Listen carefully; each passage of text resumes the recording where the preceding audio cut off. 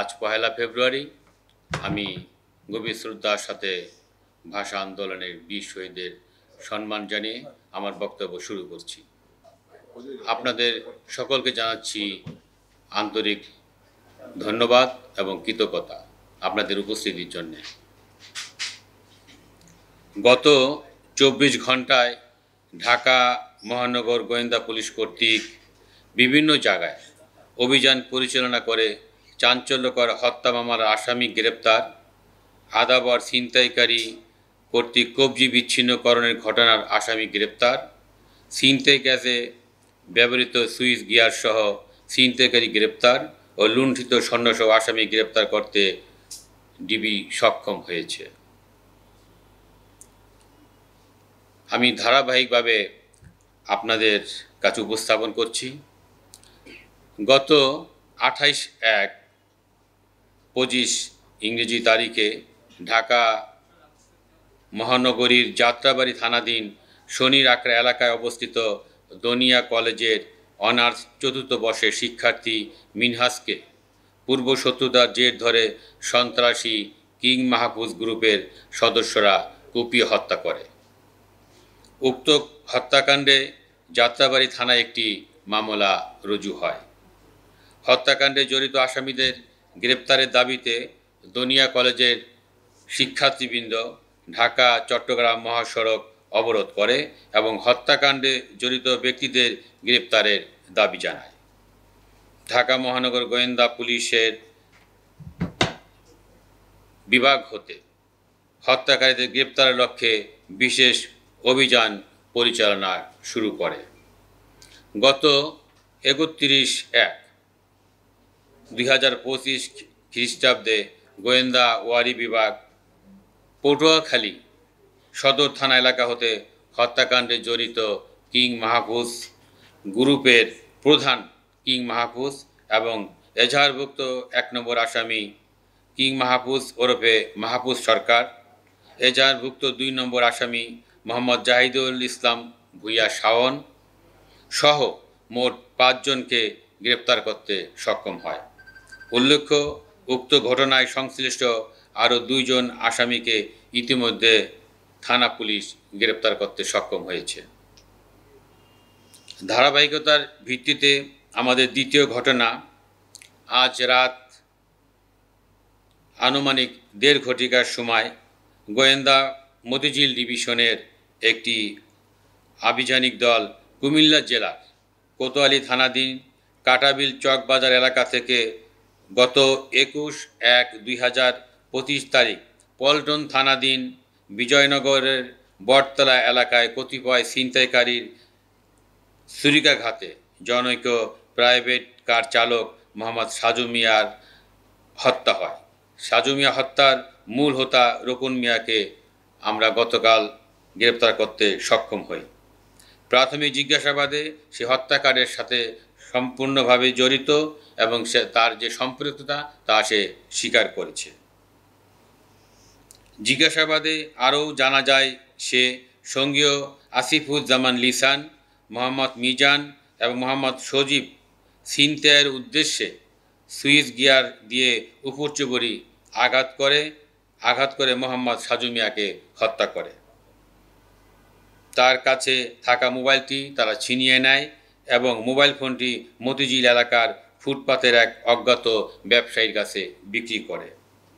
পরবর্তীতে রকুন মিয়াকে সাথে নিয়ে বিজয়নগরের পানির ট্যাঙ্ক এলাকায় অভিযান পরিচালনা করা হয়।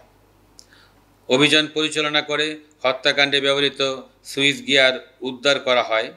উল্লেখ্য যে উক্ত হত্যাকাণ্ডে জড়িত আসামি শেখ মোহাম্মদ আসিফুজ্জামান লিসান এবং মোহাম্মদ সজীব মিয়াকেও মতিঝিল এলাকা থেকে ইতিমধ্যে গ্রেপ্তার করে লুণ্ঠিত মোবাইল উদ্ধারে অভিযান অব্যাহত আছে এবং আসামিদের বিরুদ্ধে আইনগত ব্যবস্থা প্রক্রিয়াধীন।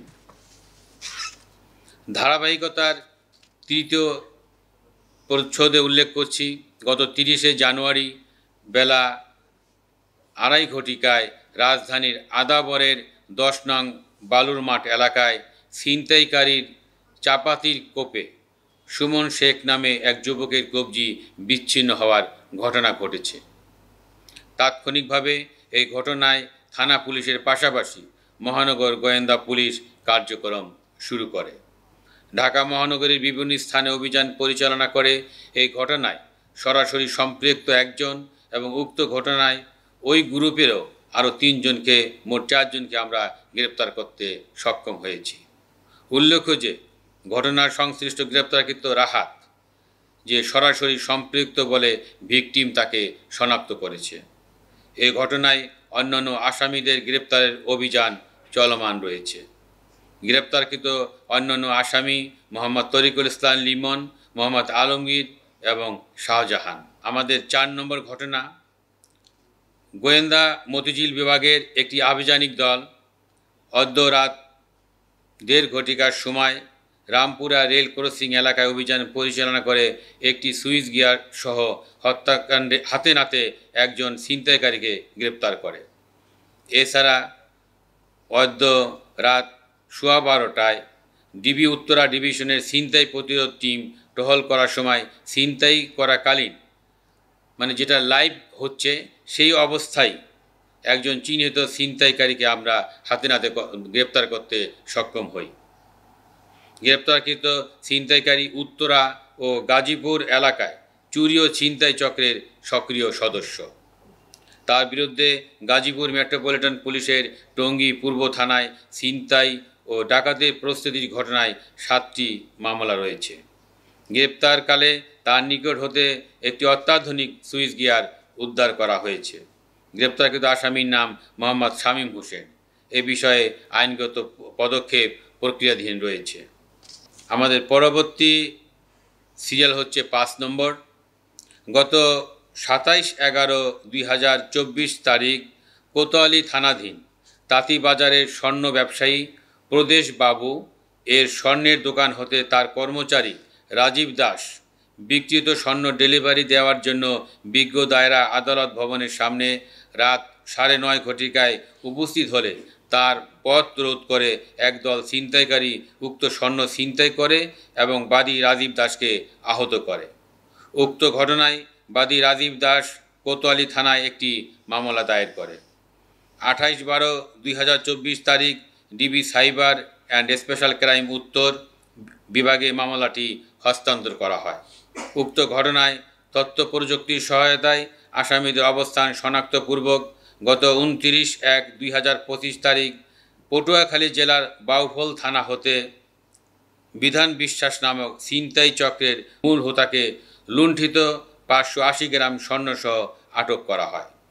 তার দেওয়া তথ্যের ভিত্তিতে ঢাকা থেকে গত 30/1/2025 তারিখ সবুজ সরকার, তরিকুল ইসলাম ও আজিম নামক অপর 3 ব্যক্তিকে গ্রেপ্তার করা হয় এবং তাদের নিকট থেকে 340 গ্রাম সহ মোট 980 গ্রাম, যা প্রায় 79 ভরি লুণ্ঠিত স্বর্ণ উদ্ধারপূর্বক জব্দ করা হয়। এই ঘটনায় এ পর্যন্ত মোট 6 জন আসামিকে গ্রেপ্তার করা হয়েছে। গ্রেপ্তারকৃত আসামিদের বিজ্ঞ আদালতেও প্রেরণ করা হয়েছে।